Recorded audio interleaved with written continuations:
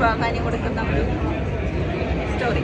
ഒരു പഴയകാല സ്റ്റോറിയാണ് ഈ ജനറേഷൻ. പഴയകാലം ഒന്നും പറയാൻ പറ്റില്ല, എന്നാൽ പുതിയ കാലമുണ്ട്. പ്രണയം എപ്പോഴും നമ്മുടെ മനസ്സിൽ ഏതൊരു പ്രായത്തിലും പ്രണയം ഉണ്ടാവും. അതിനൊരു പെർഫോമൻസ് എങ്ങനെയാണെന്ന് ഞാൻ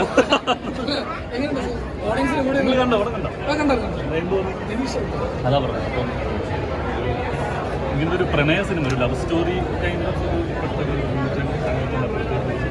പ്രണയത്തിന് ഭയങ്കര ഒരു ഡെപ്ത് ഉള്ളൊരു സിനിമ സ്ക്രിപ്റ്റ് വായിച്ചപ്പോൾ എന്നെ അട്രാക്ട് ചെയ്തൊരു പരിപാടി അതായിരുന്നു. ഇമോഷൻസ് പറയുന്നുണ്ടെങ്കിൽ പ്രണയത്തിന് ഭയങ്കരമായൊരു അടിസ്ഥാനമുണ്ട്. അത് പ്രായഭേദമൊക്കെ വലിയ ആൾക്കാരുണ്ടാവുന്ന പ്രണയത്തിൻ്റെ പല പല ഭാവങ്ങൾ പറയുന്നുണ്ട്. പ്രണയത്തിൻ്റെ അപ്പുറത്തേക്ക് പല പൊളിറ്റിക്കൽ കാര്യങ്ങളും എല്ലാം സംസാരിച്ചു പോകുന്നൊരു സിനിമയാണ്. അപ്പോൾ അതിൻ്റെയൊക്കെ അപ്പുറത്തേക്കാണ് പ്യുവറായിട്ടുള്ളത് സ്നേഹം എന്ന് പറയുന്നതാണ് സിനിമയുടെ സ്ഥലം. അത് ഭയങ്കരമായിട്ട് വർക്കായി. എല്ലാവരും നല്ല, പ്രത്യേകിച്ച് അനുഷ്ഠയുടെ ക്യാരക്ടറിനെ ഇപ്പോഴാണ് കാണുന്നത്. അത് ഭയങ്കര കത്തുള്ളൊരു പരിപാടിയാണ്. ഭയങ്കര ഒരുപാട് ചർച്ച ചെയ്യേണ്ട ഒരു ക്യാരക്ടറാണ്. അതൊക്കെ ഭയങ്കര നന്നായി തോന്നുന്നു.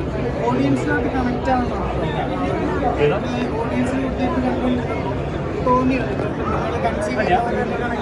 ആൾക്കാരുടെ മുഖം നോക്കിക്കൊണ്ടിരുന്നു. അപ്പോൾ പല ദിവസങ്ങളിലും അവർ ഭയങ്കര ക്യൂരിയസ് ആയിട്ടിരിക്കുന്നതും ലൈറ്റ് തമാശകൾ വരുന്ന സമയത്ത് അവർ അറിയാതെ തിരിച്ചു പോകുന്നു, കരയുന്നതൊക്കെ ഞാൻ കണ്ടു. അപ്പോൾ അതാ പറഞ്ഞത്, നമ്മൾ വിഷ്ണു ഉദ്ദേശിച്ച ഒരു സംഗതി ഓഡിയൻസിലേക്ക് എത്തിയിട്ടുണ്ടെന്നാണ്. എല്ലാവരും തിയേറ്ററിൽ തന്നെ പോയി സിനിമ കാണാൻ നല്ലൊരു പ്രണയം ആസ്വദിക്കാൻ പറ്റുന്നത്, എല്ലാവർക്കും കുറേ റിലേറ്റ് ചെയ്യാൻ പറ്റും, കണക്ട് ചെയ്യാൻ പറ്റും. സിനിമ ഓവറോൾ എങ്ങനെയാണ് ഇഷ്ടപ്പെടുന്നത്?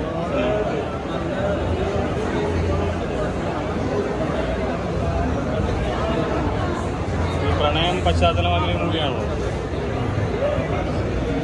എത്രത്തോളം അത് വർക്കൗട്ട് ആയിട്ടുണ്ട്?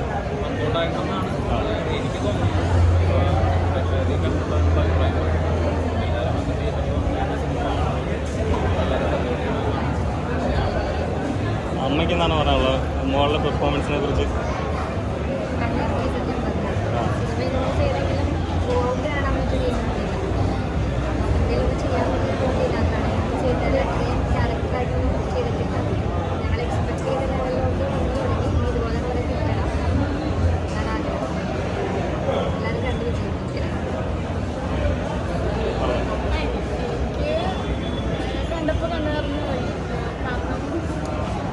ഇങ്ങനത്തെ ഒരു എക്സ്പീരിയൻസ് ആദ്യമായിട്ടാണ്.